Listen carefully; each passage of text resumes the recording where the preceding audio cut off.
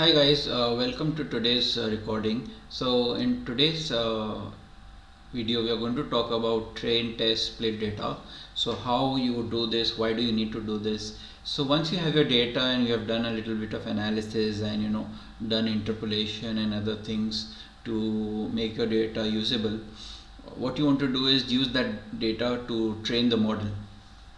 So the ideal rule of thumb for this is when you want to train the model, you would use a 70-30 ratio where 70% of your data is used for training and 30% is used for testing the data.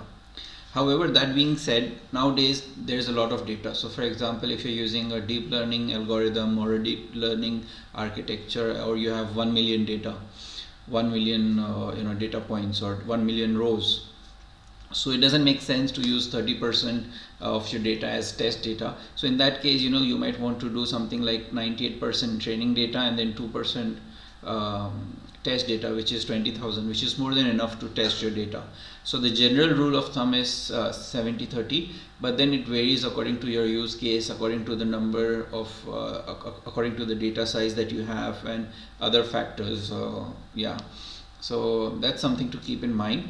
And what we normally do is you take the training data, you take your data, split it into training, on which you train your model, and then the remaining is the test data, where you would test your model against to see what kind of accuracy it's giving for new data which it has never seen before.